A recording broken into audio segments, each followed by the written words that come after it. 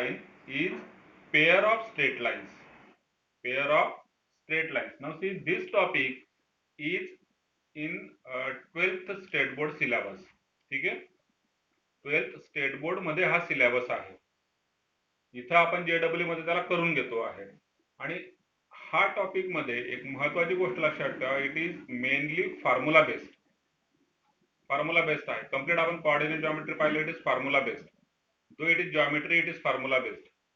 ठीक आहे. So coordinate geometry is nothing but it is called as combination of geometry and algebra. So you are solving geometry from using algebraic equations.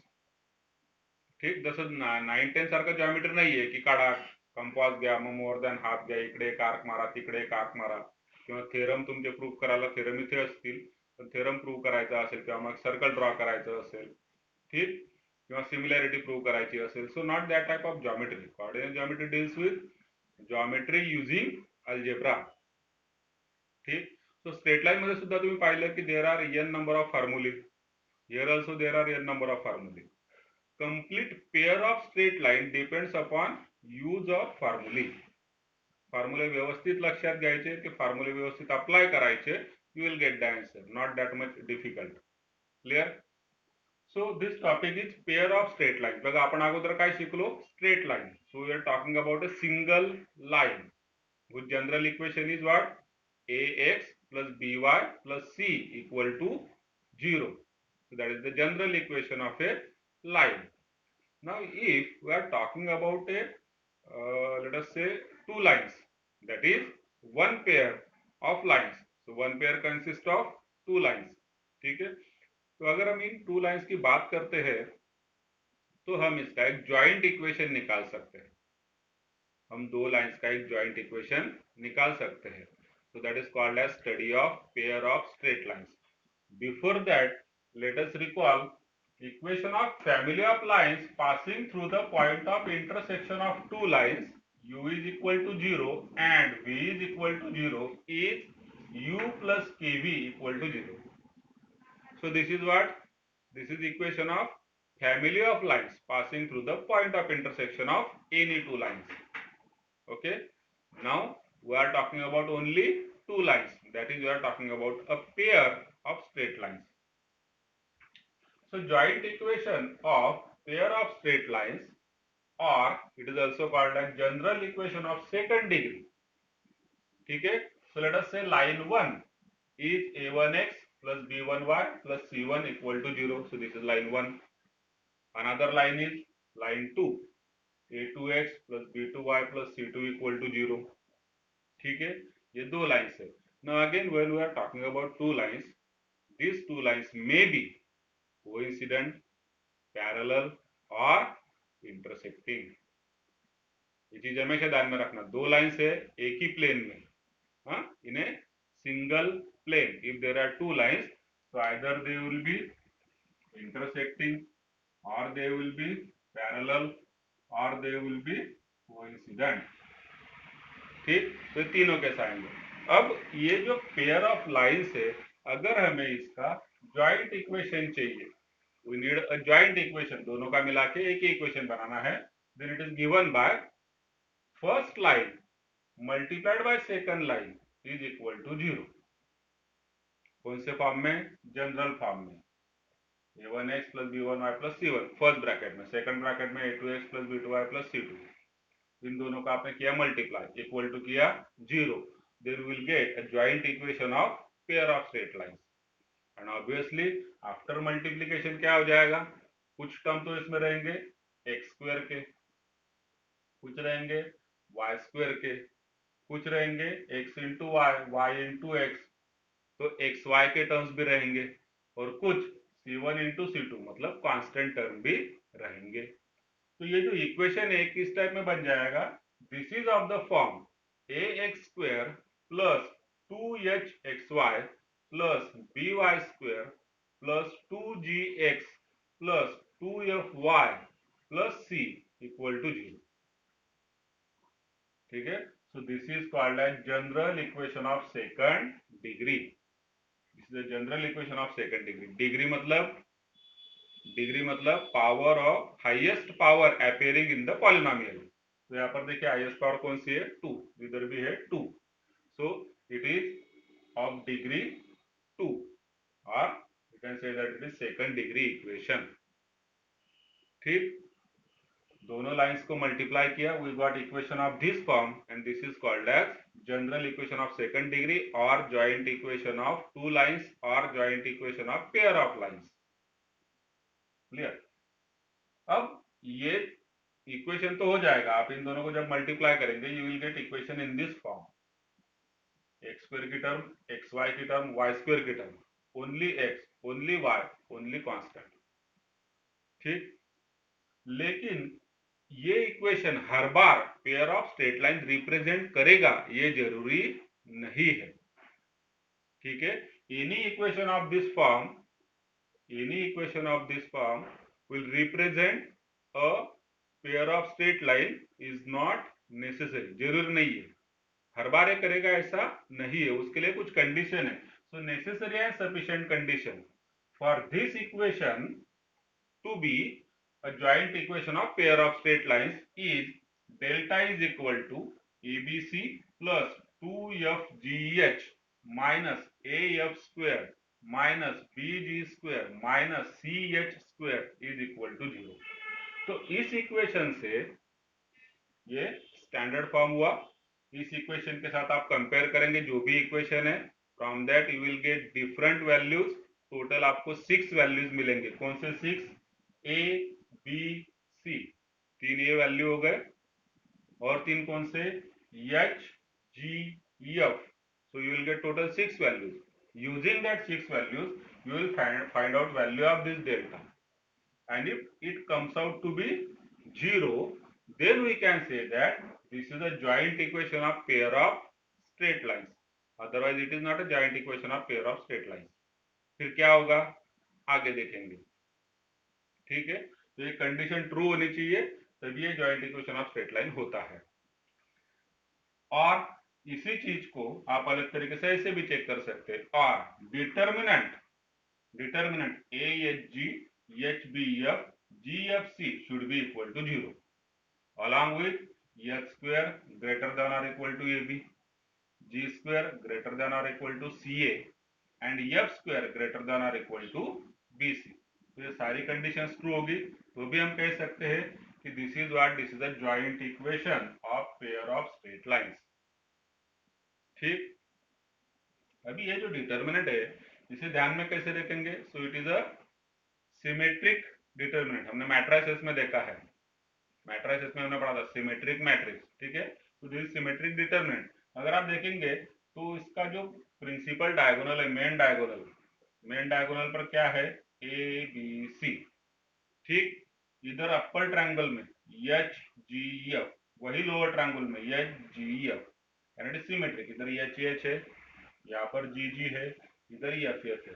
ठीक, this is H H, this is G G, this is F F, diagonal पर ABC. तो इस तरीके से हम ध्यान में रख सकते हैं डिटरमिनेंट को, और इसका आंसर अगर 0 आता है तो इसका मतलब कि ये पेयर ऑफ स्ट्रेट लाइंस है अलॉन्ग विद दीस 3 कंडीशंस।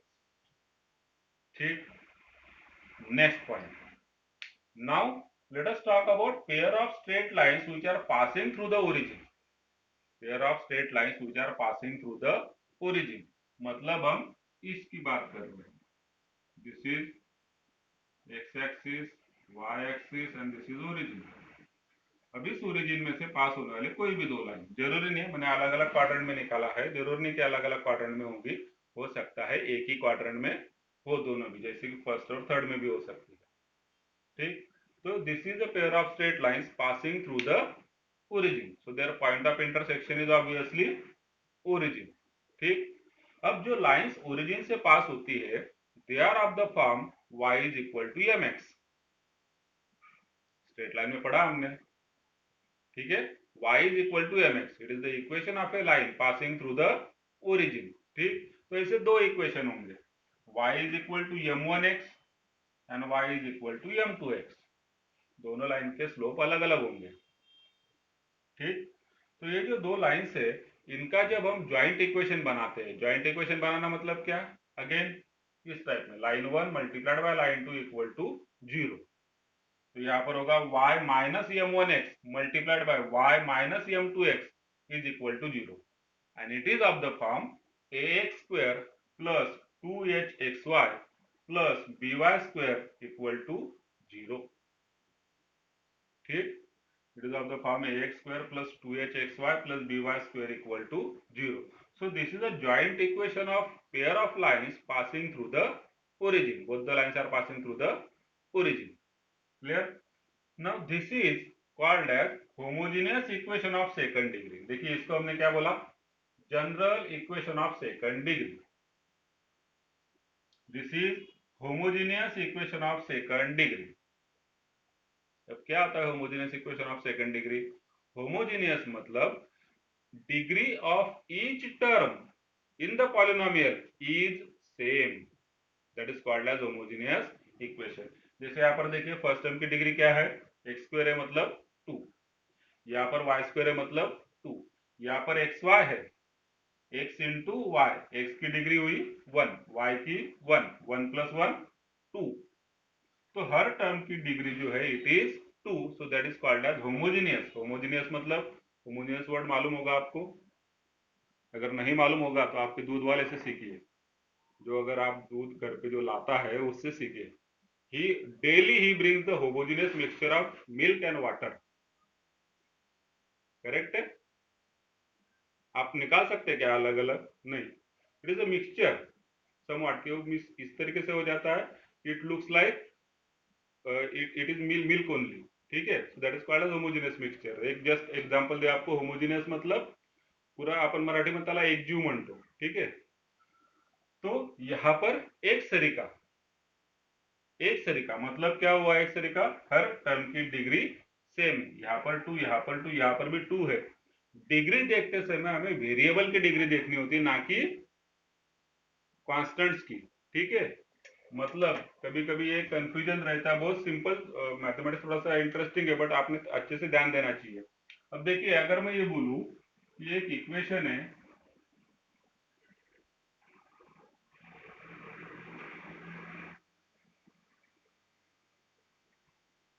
ठीक है? A cube X plus B cube Y square equal to C raise to 4, तो अब इसकी डिग्री कितनी होगी बताइए तो, जरा समझे, आपका मैथ्स का नॉलेज कैसा है? इस इक्वेशन की डिग्री कितनी होगी? डिग्री तो हमने पढ़ा है, डिग्री मतलब क्या? Highest power appearing in the polynomial of what? Degree of a polynomial means highest power of any term appearing in the polynomial. पण मग या ठिकाणी एक शब्द मिसिंग आहे, highest power of the variable. कॉन्स्टंटच्या पॉवरशी आपल्याला काहीही घेणं देणं नाही, लक्षात घ्या, कॉन्स्टंटच्या पॉवरशी आपल्याला काहीही घेणं देणं नाही। Highest power of the variable appearing in the polynomial, हा ऑफ द व्हेरिएबल वर्ड सगळे टीचर्स, मीच नाही बरेच टीचर्स किंवा आपण सुद्धा डिग्री म्हणजे हायेस्ट पॉवर, डिग्री म्हणजे हायेस्ट पॉवर इतकंच लक्षात ठेवतो। Of what? Of the variable, not this. हा बी क्यूब काय झाला? Constant, A cube constant, C raise to 4 constant, doesn't matter. मग माझ्या डिग्री काय झाली? फर्स्ट टर्मची डिग्री एक्स, याची डिग्री किती? 1, या सेकंड टर्मची डिग्री वाय स्क्वेअर म्हणजे डिग्री 2, थर्ड टर्म मध्ये नाहीच आहे व्हेरिएबल म्हणजे डिग्री 0, कारण परत तेच बघा, मॅथ्स कुठून कुठे फिरत असतं, सगळं इंटरलिंक असतं एकमेकांसोबत। नाहीये म्हणजे डिग्री 0, ठीक आहे समजायला, पण डिग्री तर व्हेरिएबलची पॉवर असते, मग ते म्हणणार व्हेरिएबल नाहीये म्हणून 0 बदलत, तसं नाही। व्हेरिएबल नाहीये म्हणजे याचा अर्थ की तुम्ही कुठलाही व्हेरिएबल घेऊ शकता इथं आणि त्याची पॉवर 0 घेऊ शकता। y रेज टू 0 लिहा, x रेज टू 0 लिहा, z रेज टू 0 लिहा, it is always 1, 1 multiplied by c raise to 4 is c raise to 4, ठीक? तर या ठिकाणी डिग्री किती आहे या टर्मची? 0, व्हेरिएबलची पॉवर 0, इथं 1, इथं 2, मग हायेस्ट कोणती झाली? 2, म्हणून degree of this polynomial is 2, not 3 plus 2 5 आहे का? तर नाही, किंवा 4 आहे का? तरी सुद्धा नाही। क्लिअर? व्हेरिएबल म्हणजे आता व्हेरिएबल कॉन्स्टंट फंक्शन चॅप्टर शिकणार आहे आपण पुढे, मराठी कळतंय ना सगळ्यांना? मला वाटतं हा ठीक आहे, कळतं सगळ्यांना। व्हेरिएबल आणि कॉन्स्टंट आपण पुढे शिकणार आहे। व्हेरिएबल म्हणजे काय? जो कॉन्स्टंट नाही तो काय झालं, ते डेफिनेशन एकदम क्लिअर असते. कॉन्स्टंट म्हणजे काय, जो व्हेरिएबल नाही तो. ठीक आहे. मग व्हेरिएबल साठी जे लेटर्स यूज केले जातात ते शेवटून येतात. U V W X Y Z, A B C D माहिती आहे ना, A B C D up to x Y Z. ठीक आहे. व्हेरिएबल साठी जे लेटर डिनोट केले जातात ते कोणते असतात, शेवटचे you V W X Y Z. आणि कॉन्स्टंट साठी सुरुवातीचे एबीसीडी ई एफ जी, हे कॉन्स्टंट साठी यूज केले जातात. हे डिनोशन आहे. ठीक. So accordingly variable x Y Z असतात, तर या ठिकाणी डिग्री 2 झालेली आहे. क्लिअर. तर हे लक्षात ठेवा. बरं, आता याच्यात काही डाऊट आहे का सांगा बरं मला. क्लिअर झालं डिग्रीचा विषय. ऍक्च्युली दुसरीकडेच भरकटलो आपण, पण ठीक आहे, ते मॅथ्स सांगायलाच पाहिजे, कारण नाहीतर मग छोटे छोटे डाऊट तयार होतात. बरं, see here when will multiply this two equations. ठीक आहे, यांना आपण मल्टिप्लाय केल्यानंतर A1 B1 C1 काय असणार आहेत, काहीतरी कॉन्स्टंट. A2 B2 C2 काय असणार आहेत, काहीतरी कॉन्स्टंट असणार आहे. क्लिअर. ते काहीतरी कॉन्स्टंट असणार आहे. आणि त्यांचं जे काय मल्टिप्लिकेशन होईल, म्हणजेच व्हेरिएबल्सच्या टर्म, एक्स स्क्वेअर ची टर्म असेल, एक्स वाय ची असेल, वाय स्क्वेअर ची असेल, एक्स ची असेल, वाय ची असेल, कॉन्स्टंट टर्म असेल. मग याच्यामध्ये जे आपण या ठिकाणी coefficient of X square is denoted by A, coefficient of Y square is denoted by B. Again it is a denotation आहे to represent this equation. So that पुढे जाऊन आपल्याला या ठिकाणून 2h म्हणजे एक्स वायचा जो काय कोइफिशियंट असेल, एक्स वायचा कोइफिशियंट काय असणार आहे, 2h. एक्सचा कोइफिशियंट 2g, वायचा कोइफिशियंट 2f. याच्यावरून आपल्याला पुढे एच जी एफ च्या व्हॅल्यूज मिळतात. ठीक आहे. So it is just डिनोशन in standard form. Standard form मध्ये आपण ते डिनोशन केलेलं आहे. एबीसी च्या व्हॅल्यू म्हणजे एक्स स्क्वेअरचा कोइफिशियंट जो काय येईल तो ए, वाय स्क्वेअरचा जो असेल तो बी, आणि तसंच कॉन्स्टंट जो असेल तो सी. ठीक. आणि ते एक्स वायचा जो काय कोइफिशियंट येईल, मल्टिप्लिकेशन केल्यावर काहीतरी कॉन्स्टंट कोइफिशियंट येणार आहे, त्याला आपण 2h म्हटलेलं आहे. इथं 2g आणि इथं 2f. So this is just a डिनोशन.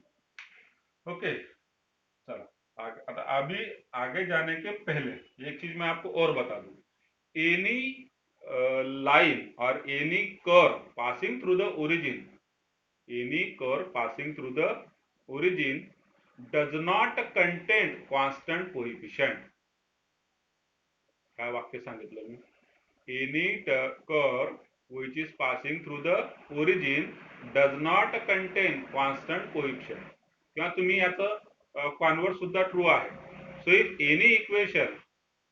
Any equation of a curve doesn't contain constant coefficient, it means it is passing through the origin. बघा हे इक्वेशन बघा लाईनचं, y is equal to m1x, constant आला काय ठिकाणी नाही, y is equal to m2x, constant term म्हणतोय मी, जसं इथं होतं बघा. कॉन्स्टंट टर्म कोण आहे, c1, इथं c2, या कॉन्स्टंट टर्म आहेत.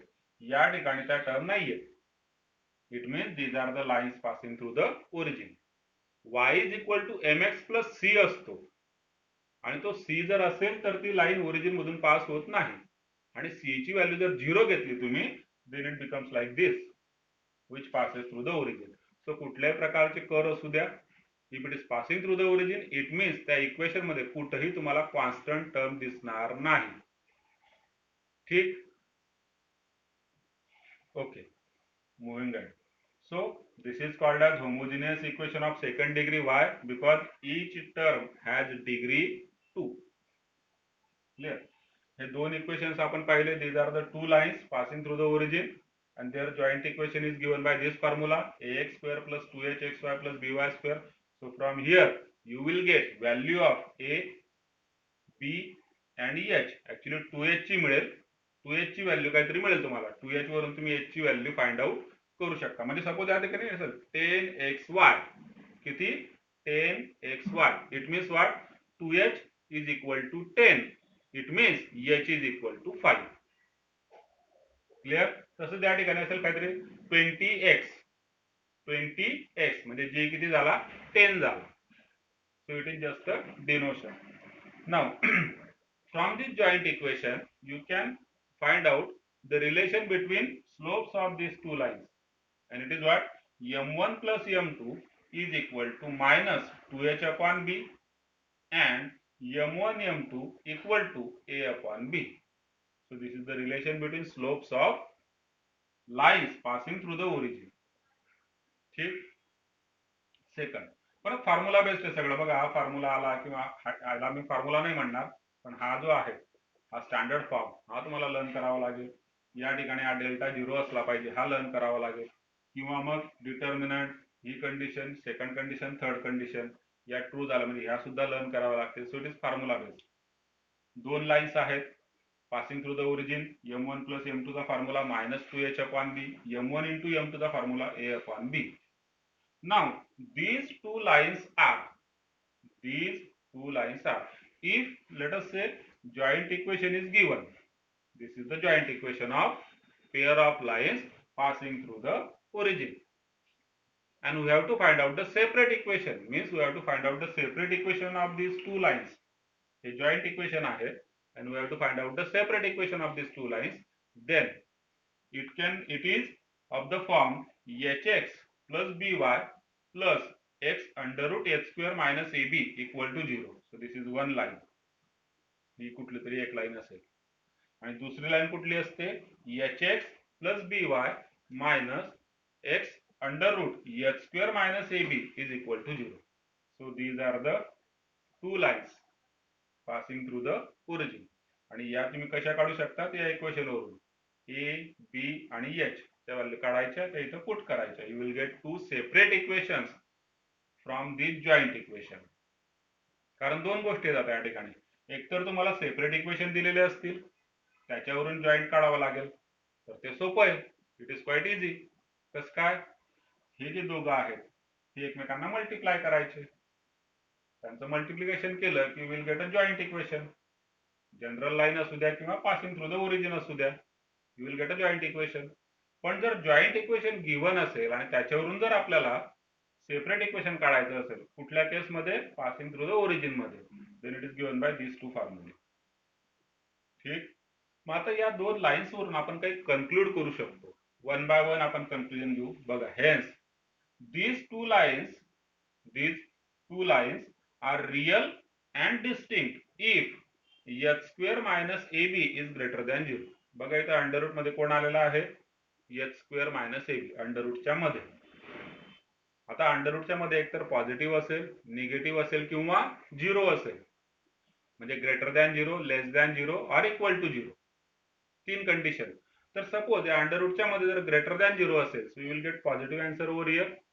So you will get two different answers for these two lines. It means the lines will be real and they will be distinct. Different lines will be there. ठीक. Second condition, if h square minus ab under रूटच्या मध्ये जो काय आहे is equal to 0, याची value जर 0 असेल तर काय होऊन जाणार, ही जी थर्ड टर्म आहे ती 0 होऊन जाणार. इथं सुद्धा थर्ड टर्म 0 होऊन जाणार. मग काय उरतं फक्त hx plus by equal to 0. आणि सेकंड लाईन काय येणार तुमची, hx plus by equal to 0. So it means it is one and the same line.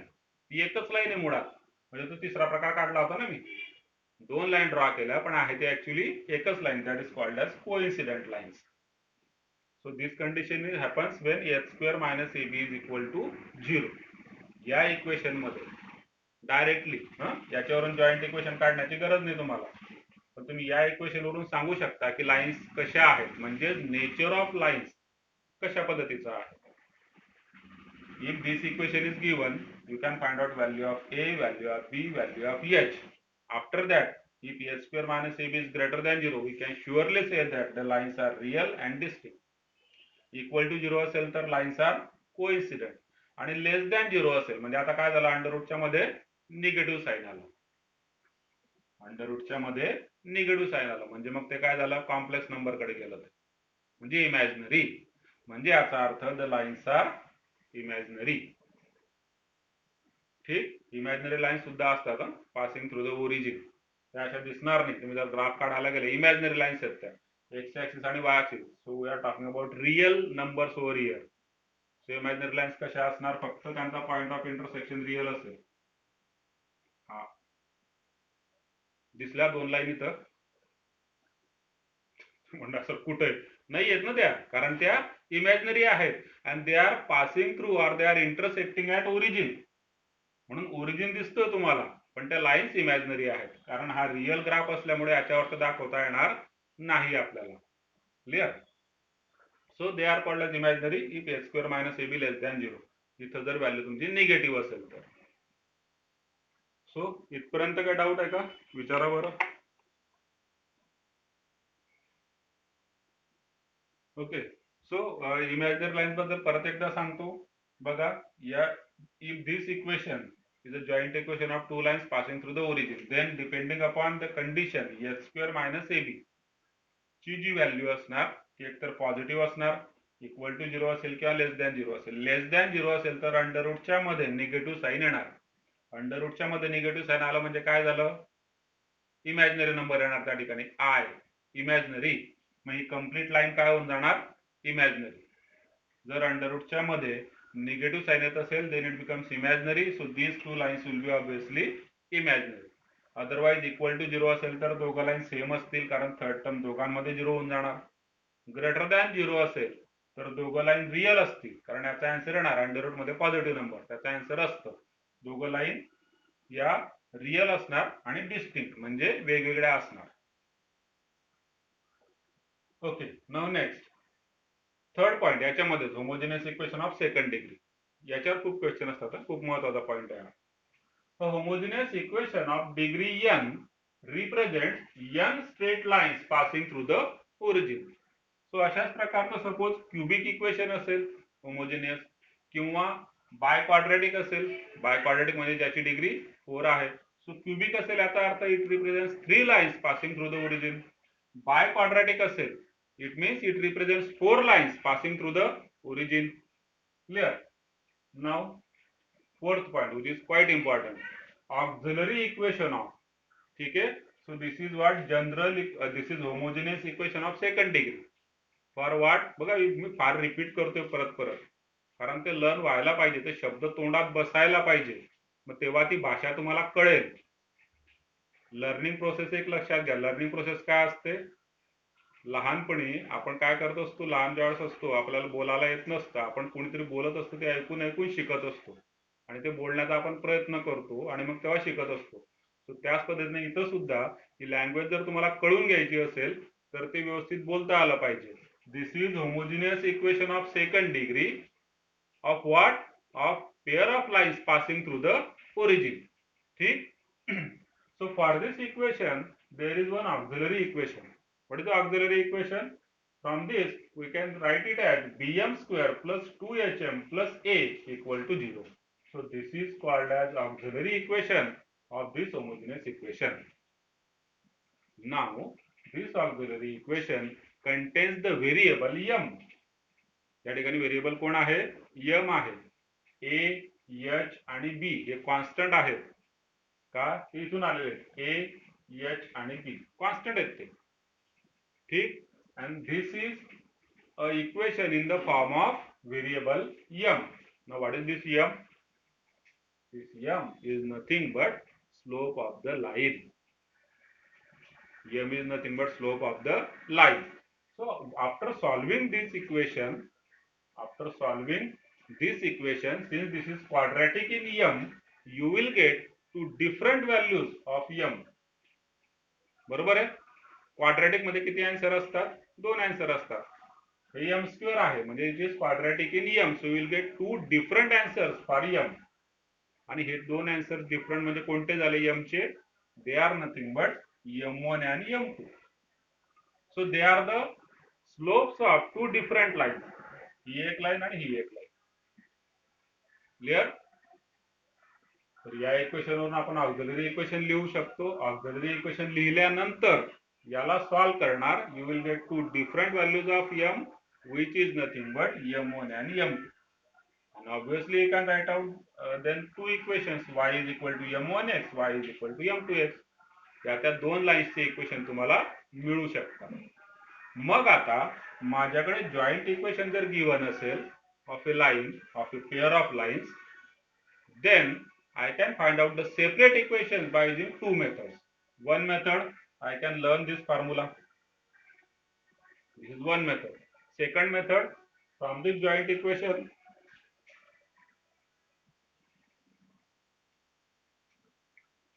okay, so from this auxiliary equation, we will get from this general equation or homogeneous equation, we will get value of A, H, B, and then you can write down the auxiliary equation Bm square plus 2Hm plus A equal to 0, and then you can find out value of M by solving this quadratic equation in M. You will get two different values of M, and then you will get two different lines in this format. Okay, so these are the separate equations of the lines represented by the joint equation. Okay, next thing.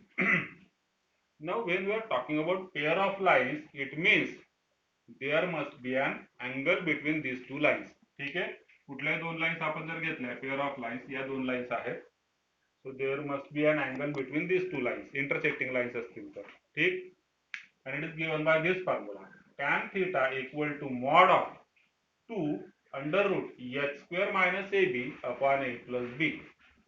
Obviously a plus b should not be equal to 0, कारण denominator आहे, तो denominator कधी 0 नसला पाहिजे. ठीक, जर तो 0 असेल तर काय होईल ते आपण पुढे एक कंडिशन लिहिलेलीच आहे त्याची, पुढे येईल असती कंडिशन. ठीक, a प्लस बी जर 0 असला तर इथं होऊन जाईल tan theta equal to infinity, म्हणजेच थिटा इक्वल टू 90 डिग्री, म्हणजेच lines are perpendicular.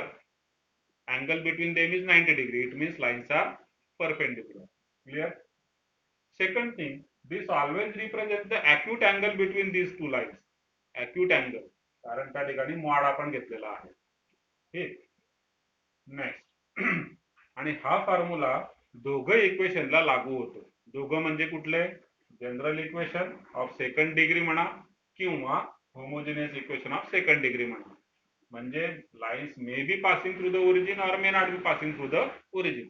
In both the cases this is the formula for angle between pair of lines, या दोघं इक्वेशन साठी.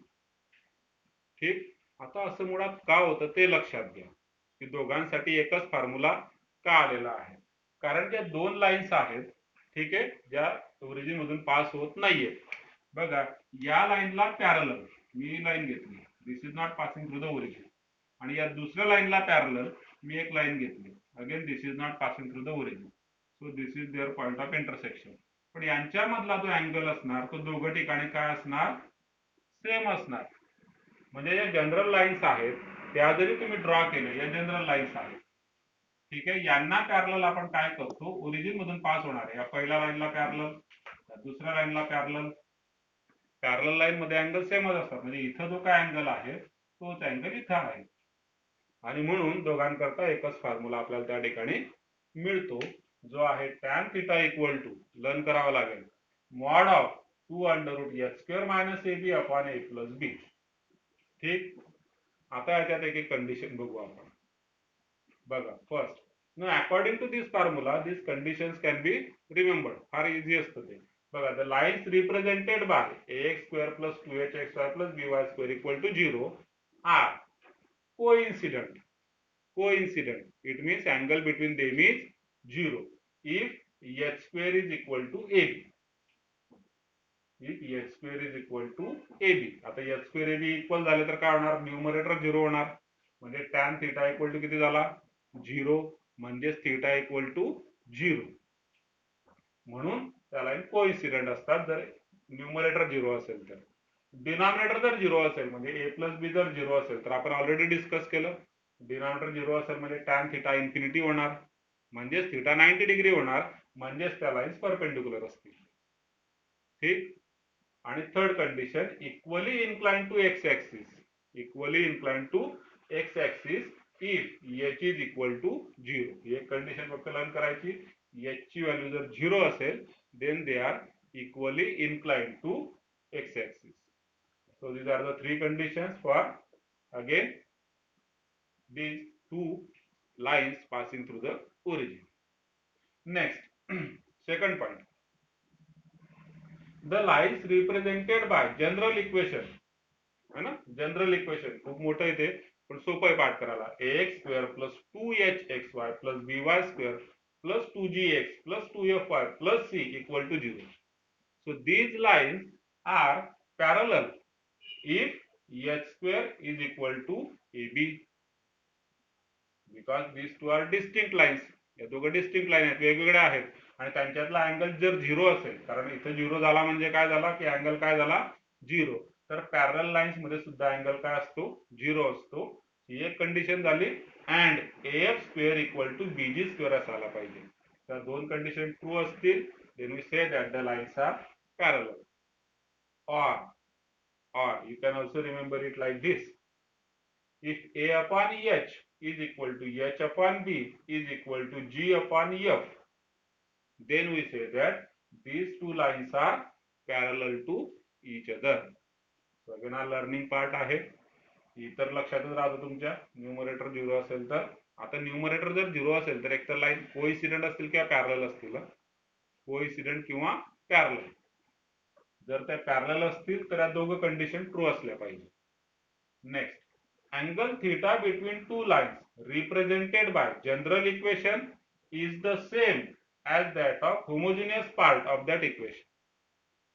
म्हणजे जनरल इक्वेशन असू द्या किंवा होमोजेनियस इक्वेशन असू द्या, दोघांमधला अँगल रिप्रेझेंटेशन साठी जो फॉर्म्युला आहे तो सेम आहे. हे आपण ऑलरेडी डिस्कस केलं. Now next point, equation of angle bisectors of lines. Equation of angle bisector of lines represented by, so these are pair of lines. This is what, this is pair of lines passing through the origin. हे आहे.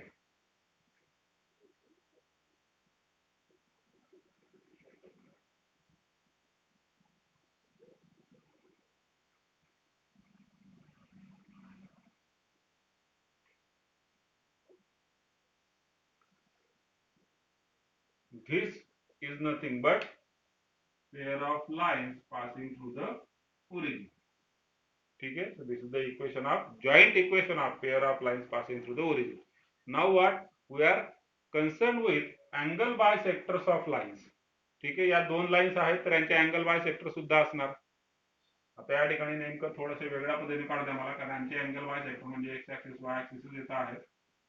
थोड्याशा line अशा तिरप्या काढू. ठीक, त्या दोन lines आहेत पासिंग थ्रू द ओरिजिन. ठीक आहे, आणि यांचे आपल्याला जर अँगल बायसेक्टरचे इक्वेशन पाहिजे असले, अँगल बायसेक्टर दोन असणार, हा एक आणि हा दुसरा. ठीक, सो अँगल बायसेक्टरचे जे इक्वेशन आहेत ती या फॉर्म्युलाने दिले जाणार. कुठला फॉर्म्युला आहे तो बघा, x square minus Y square upon a minus b equal to x y upon H.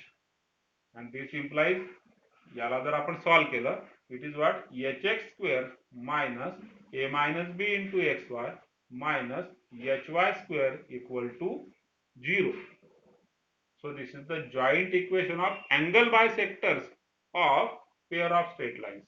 म्हणजे हे जे इक्वेशन आहे ते कुठल्या लाईनचं आहे, गिवन दोन लाईन्स, आणि त्यांचे जे बायसेक्टर्स आहेत डॉटेड काढलेले, मी दोघं लाईन्सचे दोन बायसेक्टर असणार, ते डॉटेड आपण काढलेले आहेत, त्यांचं जॉईंट इक्वेशन या फॉर्म्युलाने दिलं जाणार.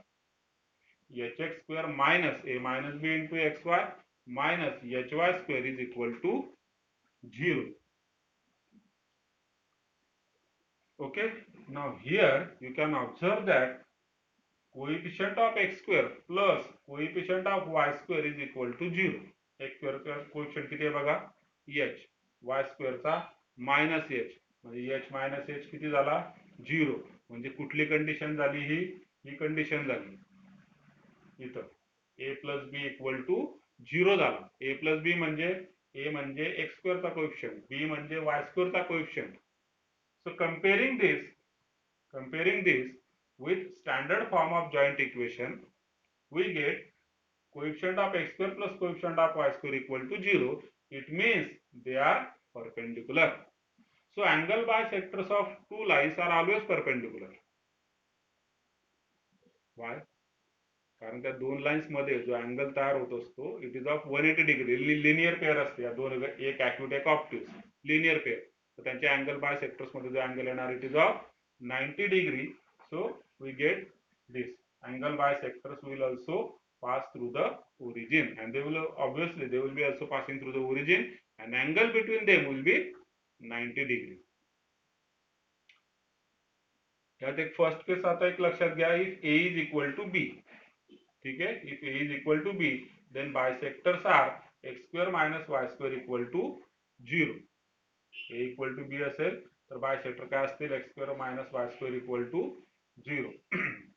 या ठिकाणी जर ए आणि बी इक्वल असतील बघा, तर ही टर्म 0 होऊन जाणार, मिडल टर्म जी आहे ती 0 होणार आणि म्हणजे आपलं इक्वेशन काय होणार की तुम्ही इथूनही लक्षात घेऊ शकता, a is equal to b म्हणजे हा ए मायनस बी किती झाला 0. So 0 multiplied by x y it is 0. So it means x square minus Y square is equal to 0. That is x plus y आणि x minus y याच्या दोन lines असणार angle bisector. If h is equal to 0, h जर 0 असेल तर x square ची term पण गायब होणार, वाय स्क्वेअर ची टर्म पण गायब होणार. ठीक आहे, मग काय उरतं, minus A minus B into x Y is equal to 0. It implies X Y equal to 0. So that is x is equal to 0 and y is equal to 0. These are the two lines. So you can say that joint equation of this coordinate axis, joint equation of coordinate axis. Coordinate axis म्हणजे x equal to 0 आणि y equal to 0. त्यांचं joint equation काय होणार, x into y equal to 0. xy equal to 0 is a joint equation of coordinate axis. ठीक, last point. आता इथं आपण जे लिहिलेलं फिफ्थ पॉइंट मध्ये, it is equation of angle bisector of lines which are passing through the origin. Now we are concerned with angle bisectors of the lines which are not passing through the origin.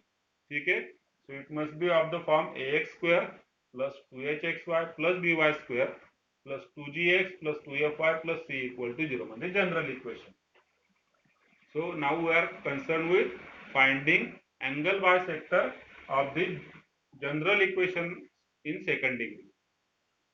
आणि याच्याकरता formula हा आहे, हा जो formula आहे same formula आहे बघा, फक्त इथे एक्स स्क्वेअर होता, इथे x minus alpha bracket square आहे, इथं मायनस वाय स्क्वेअर होता, इथं minus y minus beta bracket square आहे, डिनॉमिनेटरला a minus b equal to x म्हणजे एक्स मायनस अल्फा, वाय म्हणजे वाय मायनस बीटा अपॉनला एच.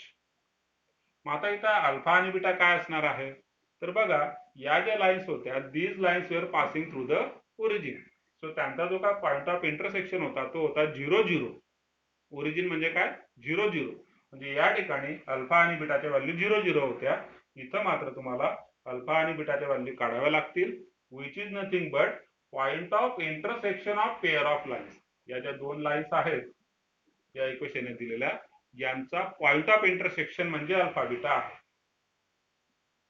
ठीक आहे, point of intersection of two lines given by this general equation is, let us say, alpha and beta. Then angle bisectors equation are given by this formula. ठीक, तर इथपर्यंत आहे pair of straight lines. So this is all about pair of straight lines. Problems याच्यावरती solve करून बघा, आपण doubts पण discuss करू. येथील लक्षात काही सोपे प्रॉब्लेम असतील, काही क्रिटिकल असतील, आपण करू डिस्कस. फक्त लक्षात ठेवा पेअर ऑफ स्ट्रेट लाईन आपण डिस्कस करतो आहे. Straight line is different, pair of straight line is different. ठीक, कन्सेप्ट दोघांचे सेमच असणार आहे. ओके, सो इथपर्यंत काय डाऊट आहे का विचारून घ्या, मग आपण कालचे जे काय डाऊट होते ते डिस्कस करू.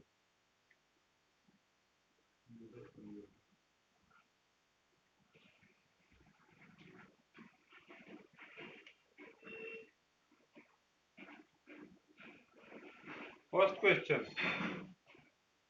question number 21. Equation of the hour hand at 4 o'clock is, equation of hour hand at 4 o'clock. So let us draw this clock. ठीक है, 4 o'clock ला hour hand कुठं असेल, here it is 3, 12, this is 9, here 6. So here we will get 4. So at 4 o'clock our hand will be at this point. We are not concerned about minute hand. Minute hand बद्दल आपण concern नाहीये. ठीक है. Now don't confuse with our questions in angles and in measurement.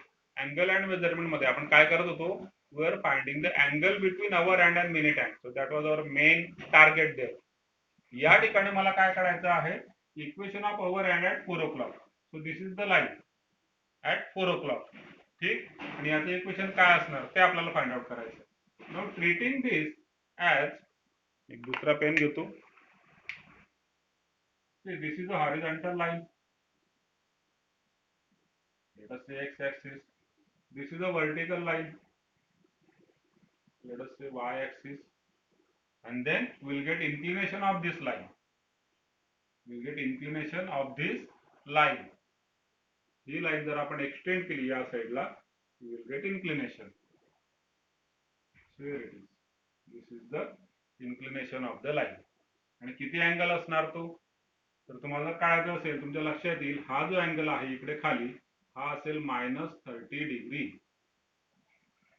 4, 5, 6. So there are 3 equal parts between 90 degree. 3 आणि 6 च्या मध्ये किती असणार, 90 डिग्री. आणि आपण ऑलरेडी डिस्कस केलंय, मी आता वेगळ्या पद्धतीने सांगतो. 3 आणि 6 च्या मध्ये अँगल असणार 90 degree, right angle, x axis आणि वाय ऍक्सिस च्या मध्ये. ठीक, त्याच्यात 3 इक्वल पार्ट आहेत, 4, 5, 6. So each part is of 30 degree, पण निगेटिव्ह डायरेक्शन मध्ये असल्यामुळे असं ट्रीट केला जाईल -30 डिग्री. ठीक, पण इन्क्लिनेशन थीटा किती येणार मग या ठिकाणी. Now this is a linear pair. हा 30 आहे, so it means it is 180 degree -30 degree, that is 150 degree, that is theta. And what is tan theta? Is tan 150 degree, which is nothing but tan of 180 minus 30, that is minus tan 30. What is minus tan 30? It is minus 1 upon root 3.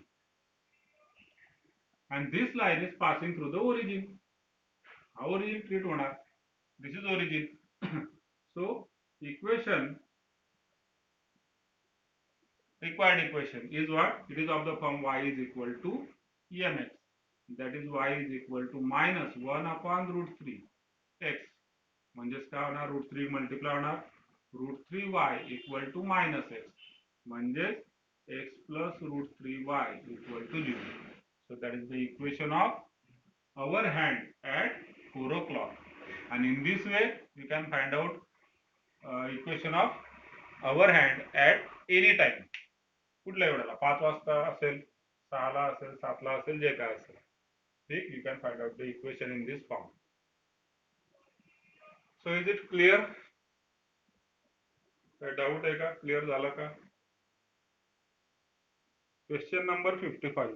If the sum of the distances of a point from two perpendicular lines in a plane is unity.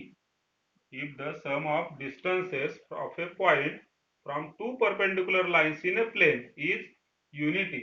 So two perpendicular lines in a plane, they are not mentioned whether they are passing through the origin or not, but we are treating it as they are passing through the origin. ठीक है. So these are the two perpendicular lines in a plane. Now we have the, if the sum of the distances of a point. So let us take any general point P x comma y, and sum of the distances from coordinate axis is given to be unity. Unity means 1. Now see, we are मतलब 2 दिन पहले हमने देखा था कि distance of this point from x axis and distance of this point from y axis. हमने ये वाला भी डिस्टेंस देखा था और ये वाला भी देखा था. So distance of P xy from x axis is how much? It is mod of y. Distance of pxy from y axis, it is mod of x, because xy may be positive or negative. It may be in first quadrant, second, third, fourth. So xy may be positive, negative, but distance is always positive. So I am taking distance from x axis as y and distance from y axis as x, perpendicular distance. Okay. So this is mod y and mod x. Now according to condition, what is given? Mod x plus mod y equal to 1. And now we have to find out locus of this point P. We have to find out locus of this point P. So mod x plus mod y equal to 1. It means what? Here you will get 4 different conditions because x can be positive or negative, y can be also positive or negative. ठीक, प्रत्येक एक एक condition जर तुम्ही घेतली, suppose आपण mod x आहे, ठीक आहे, सो टेकिंग एक्स मतलब फर्स्ट क्वाड्रंट, आपण असं म्हणूया first quadrant.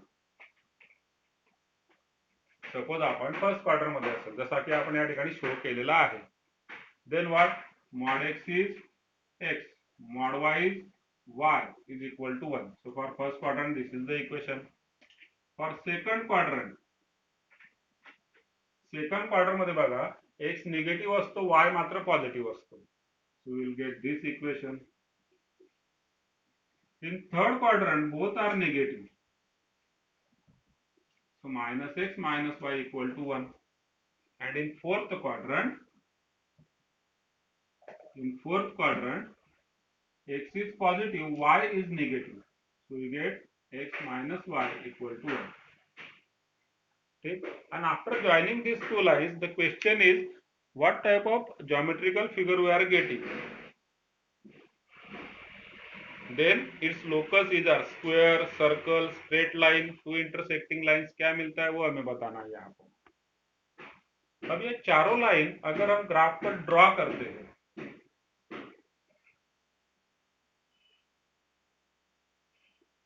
X axis, Wai axis, पूरी चीज, और अगर मुझे चारों लाइन, पहले तो चार लाइन कैसे है समझ लीजिए एक बार. तो distance of from P from x axis mod y, distance of P from y axis mod x, sum of distances from two perpendicular lines, it means sum of distances from coordinate axis is equal to how much?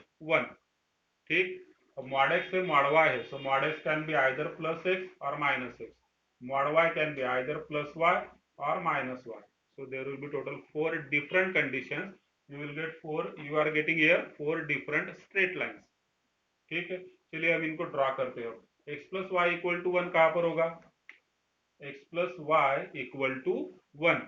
ठीक है, अब इसको अगर solve करना है तो आपको याद होगा आपने सॉल्व किया था linear equations in 2 variables 10th में, और वहां पर हम लाइन का ग्राफ निकालते थे.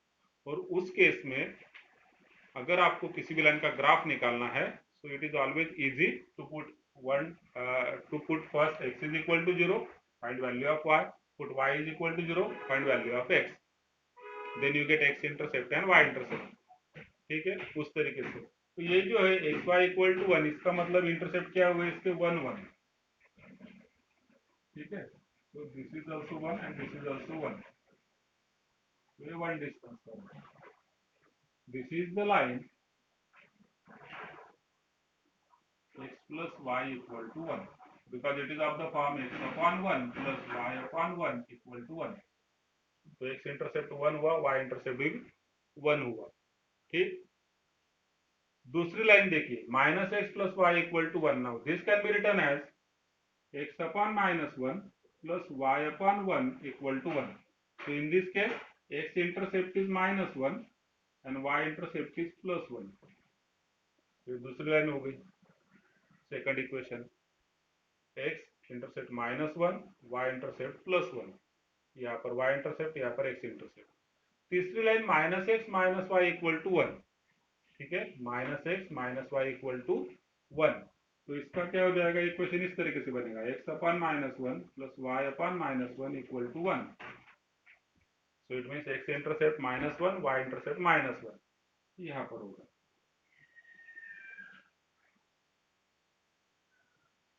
ठीक, चौथी लाइन आपकी x minus y equal to 1, so it is x upon 1 plus y upon minus 1 equal to 1.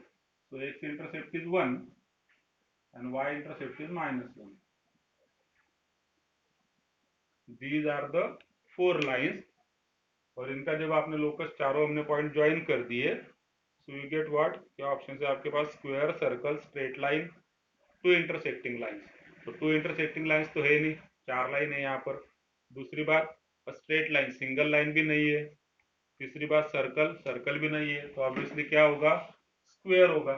So it is what, according to the options, according to the options it is a square. Without solving further, without solving further. लेकिन अगर यहीं पर आपको इसी चीज में, ये तो options में था कि मतलब टू इंटरसेक्टिंग लाइंस, तो टू तो नहीं है, चार है, कट हो गया। सर्कल, सर्कल भी नहीं है, आपने ग्राफ निकाला एक्चुअल, सर्कल भी नहीं है, ठीक है। और दो लाइन से कभी भी लीनियर से आपका सर्कल बनेगा ही नहीं, है ना। स्ट्रेट लाइन से सर्कल बनेगा ही नहीं, क्योंकि सर्कल के ऊपर के जितने भी पॉइंट्स होते हैं, they are not, any two points are not linear. बहुत नजदीक वाले आप देख लीजिए, ये वाला सर्कल हुआ ना, ये पॉइंट और आप बोलेंगे कि ये पॉइंट सर एक लाइन में, no, they are not in one line, ठीक है। तो सर्कल भी नहीं है। अब तो according to option this is a square. लेकिन अगर आपको स्क्वायर, रोम्बस, रेक्टेंगल इस टाइप में अगर आता है, तो आपको इसे फर्दर सॉल्व करना पड़ेगा, क्योंकि it looks like may be rhombus हो सकता है, स्क्वायर हो सकता है, पैरेललोग्राम होगा। मतलब क्वाड्रिलैटरल में अगर चारों भी ऑप्शंस होंगे, तो आपको अलग अलग प्रॉपर्टीज लगानी पड़ेंगी, रोम्बस की, रेक्टेंगल की, स्क्वायर की, पैरेललोग्राम की, ठीक है। ऑल द सारे प्रॉपर्टीज ला के फिर आप डिसाइड करेंगे कि भैया, you will decide that it is a square, ठीक है। चलिए, तो ये क्वेश्चंस भी हुआ, तो क्लियर है ये वाला question. All the four sides are equal, क्योंकि आपके अगर सारे साइड्स के आप इक्वेशन निकालेंगे, मतलब distance between any two points, so all the four sides are equal, diagonals are bisecting at right angles, ठीक है। So it is a square. Angle between two lines आपको शो करना पड़ेगा कि it must be 90 degree, it must be 90 degree. थोड़ा सा further मैंने और बता दिया आपको, डायगोनल्स तो राइट एंगल पे बाइसेक्ट कर रहे हैं, length of all the sides is equal, so that is also true, but angle between two lines, it must be 90 degree, then it becomes a square। चलिए, तो अब हम अपेक्षा क्लियर है क्या, और बाकी लोग भी बताइए। क्वेश्चन देखा करिए टेक्स्ट बुक में, आपके पास जो नोट्स है उसमें क्वेश्चन देखिए कि कौन से क्वेश्चन की बात कर रहे हैं। क्वेश्चन नंबर 55, ठीक, end the last one, and now let us take the last one, okay।